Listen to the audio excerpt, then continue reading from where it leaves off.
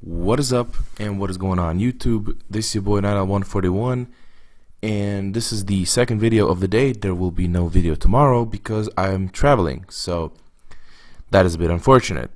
As far as this video is concerned, I was thinking about what to do with it, right? Because on the one hand, it is a showcase of me bodying a sweat, or maybe there were more, I can't remember, here in Search and Destroy.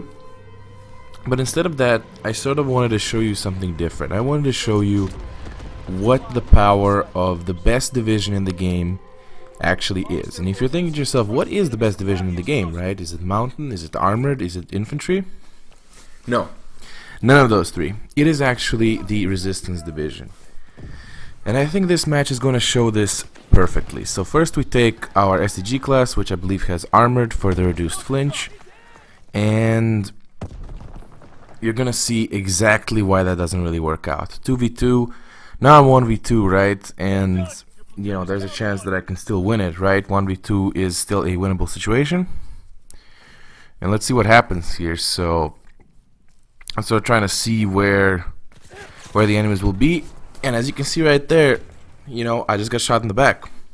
I got shot in the back, and there was no way that I could know he's behind me, unless, of course, I'm using the resistance division. So that's exactly what we're gonna do. I see that I'm against this dude who has diamond, he's a sweat, he uses, you know, mountain division, blah blah blah. And so we switch to a PPSH class that actually has, of course, the resistance division. And so now you're basically gonna see the power that this offers me almost instantly. Look at this guy here, right? I believe he's maybe I think that's him actually. I'm not sure, but anyways, that's sort of what I want to showcase here, right? I just want to sort of show you how powerful it is to know where people are, you know, when they're in close proximity to you, because you think to yourself, you know what, it's not that useful to even have resistance division, because what happens, because if they're that close, they're gonna kill you anyway. But look at this, right? That's just sort of the thing about it. It's not always the case that if they're so close that you won't be able to react. I think actually the opposite is true, right? Sometimes somebody's camping behind a corner, and in every other situation it is a certain death, but here it's not. It's just not going to be, because hey, you're gonna know that he's behind that corner, you're gonna cross it, and you're gonna kill him. Or maybe you might just go for a wall bang, right?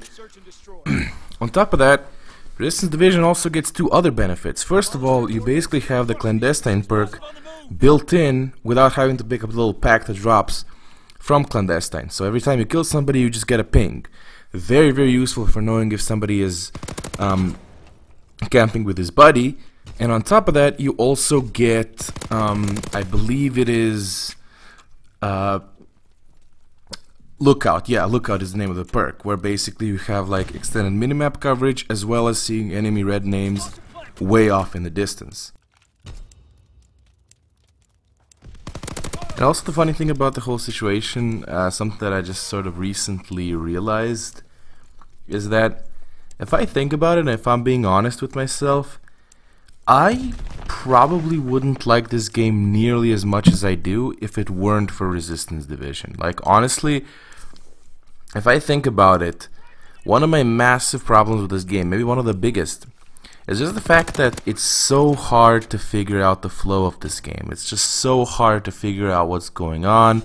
Like you saw in that first round, you know, I know this is Search, so it's a little bit different, and it's not a mode that I play often, but that just happens so often. You just kind of are looking at where the enemies might be, and you have no clue. Like, you don't even approximately know where they might be, and then somebody just pops up from behind you and kills you.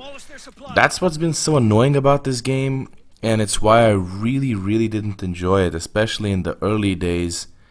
But now that you have resistance division, I sort of feel much more free. I feel like I can actually move around the map and at least roughly know that I'm in the enemy spawn, right? Like, I will at least roughly know, hey, there's people around you, and not like just turning around every second like a maniac, you know, just being completely paranoid, not understanding what's happening, because, well, realistically, you don't know what's happening, you don't know where the enemies are even remotely, and then you're just like, okay, so what am I supposed to do? You're just running around like a headless chicken, and then you get shot in the back.